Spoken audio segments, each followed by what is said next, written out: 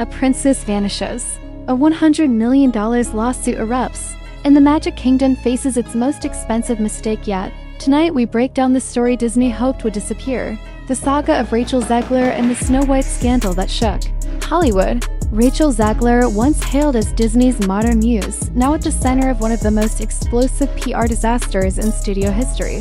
Cast to lead the live-action remake of Snow White, Zegler was expected to charm global audiences into a new era of Disney storytelling. But not long after the announcement, what started as media buzz quickly turned into a cultural firestorm. Early interviews were laced with subtle criticisms of the original 1937 film, but those comments soon snowballed into viral soundbites. She admitted she feared the original cartoon, dismissed the prince as irrelevant, and joked that people would watch her movies no matter what.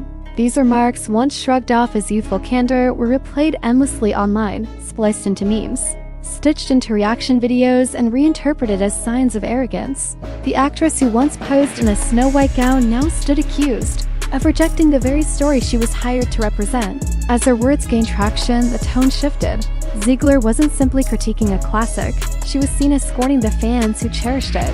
And that shift, subtle at first, marked the beginning of a rift between the star, her studio, and the public she was meant to enchant. As Rachel's presence continued to dominate headlines, Disney's marketing engine began showing signs of stress. The studio had gambled heavily on a reimagined Snow White, injecting modern themes, diverse casting, and a fresh feminist outlook.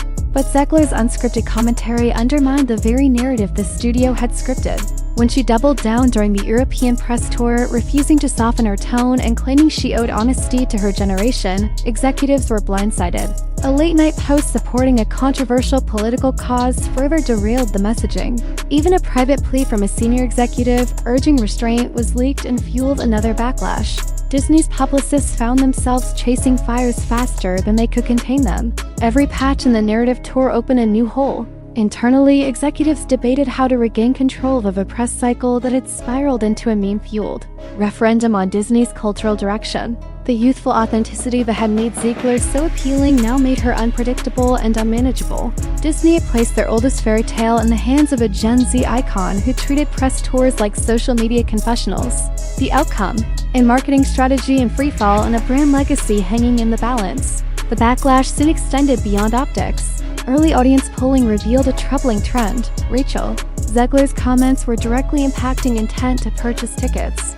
Surveys showed that families, especially Disney's core demographic of parents and children, felt alienated. Many believed the remake had lost its heart, replacing magic with messaging. Test screenings confirmed the studio's worst fears. Feedback cited a lack of emotional resonance, underwhelming visuals, and a lead actress whose public persona overpowered her on-screen character.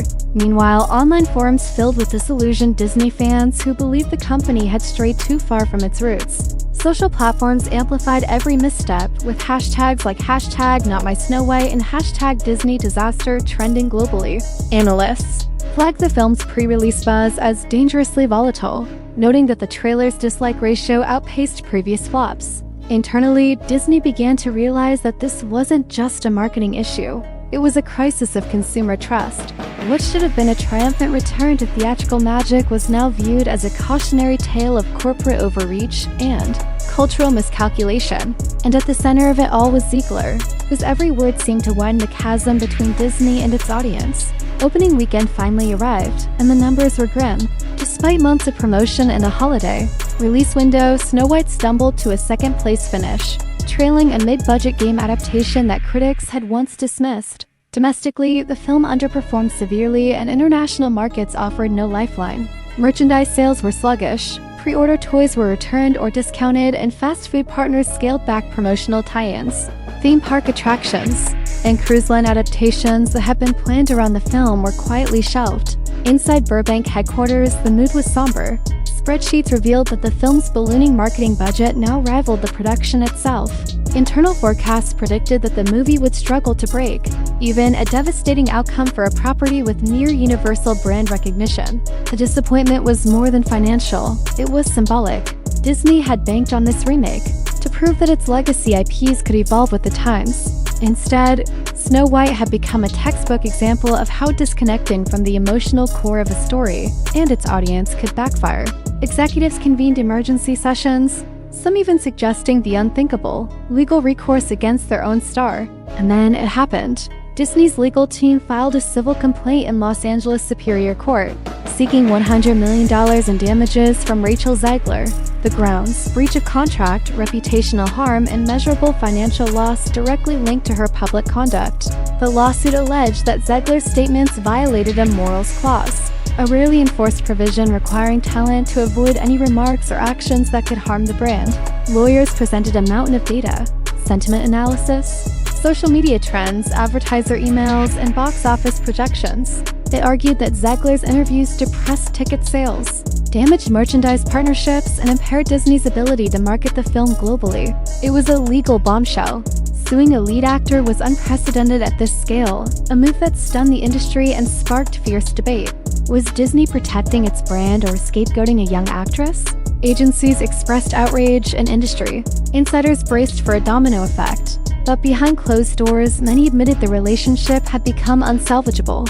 The studio had reached its breaking point, and the $100 million claim was both a warning and a line in the sand. Just as the lawsuit made headlines, Rachel Zegler vanished. She was seen rolling a single suitcase into a private terminal at LAX, flanked by aides, and boarding a late-night international flight. Her destination was unclear.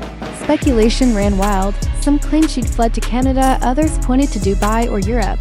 Digital sleuths traced flight manifests, passport control leaks, and grainy paparazzi images from luxury malls. Conspiracy theories flourished. Was she evading legal service, seeking asylum, or simply escaping the noise?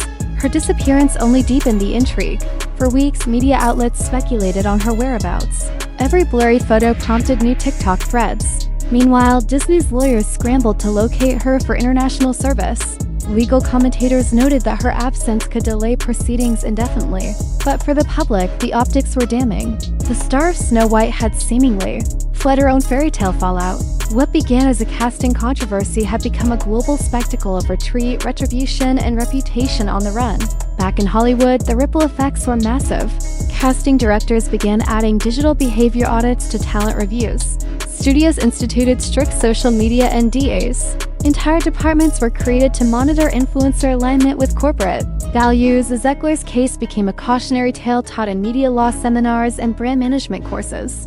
Agents warned young actors, "Your words can cost millions." Executives asked hard questions, not just about messaging, but about the nature of modern fame. Could outspoken stars coexist with legacy brands? Could authenticity be managed without strangling expression? The industry faced a reckoning. Public relations teams reworked crisis playbooks. IP holders sought more control over how stars interacted with fan communities. And within Disney, the fallout prompted a complete overhaul of its remake strategy. Fewer reboots, more original content, and a new mandate. No major role without media training. Rachel Zegler had unwittingly triggered a cultural shift across entertainment, one that would reshape how Hollywood courts, contracts, and controls its stars. Behind the scenes, whispers of a settlement began to circulate. Disney and Zegler's team reportedly explored a multi-phase resolution: partial repayment over time, confidentiality clauses, and a non-disparagement agreement. The figure was rumored to be in the high eight figures, stretched across future earnings from music, streaming, and stage work. The goal: avoid court, preserve reputations, and quietly close the chapter. But neither side could fully agree. Disney wanted a public apology. Zegler's camp insisted on framing it as mutual misunderstanding. Leaks from both camps painted the other as unreasonable. Meanwhile, legal maneuvering escalated. Motions sought broader jurisdiction. Papers were filed to extend digital notification protocols. The lawsuit's shadow loomed large, a constant presence on news tickers and social platforms. Every court date became a trending hashtag. The longer it dragged on, the more damage it did, and yet neither side blinked. Then came the photo. Zegler reappeared online not with a press conference or apology, but a carefully composed image posted to a private account. It showed her at an outdoor cafe, city skyline behind her, reading a book. The caption, "Still learning." The internet exploded. Fans dissected everything: the book title, her expression, the ring on her finger. Some saw vulnerability, others saw defiance. Disney's lawyers saw something else: Proof of location. Legal documents were updated that day to request International Service Authority. As the case advanced, rumors swirled that a final deal was near. A negotiated settlement, a charity initiative funded by both parties, and a royalty-style repayment plan that would allow Zegler to move forward while Disney recouped its loss. Still, no official statements were made. The silence was strategic, a ceasefire perhaps, before resolution, but the image lingered. Was it a peace offering or PR play? Only those at the negotiation table knew for sure. In the aftermath, Disney regrouped. A new animated film, original, colorful, and heartfelt, premiered to rave reviews. Critics called it a return to form. Investors breathed a sigh of relief. And yet, the Snow White scandal lingered in the background, a ghost in every boardroom.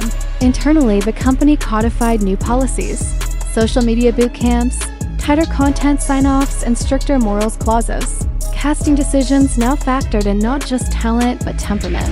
Meanwhile, Zegler remained largely out of the spotlight. Friends said she was journaling, reflecting, and considering a return, perhaps for indie films or a memoir. Hollywood loves a comeback, but the road ahead would be long.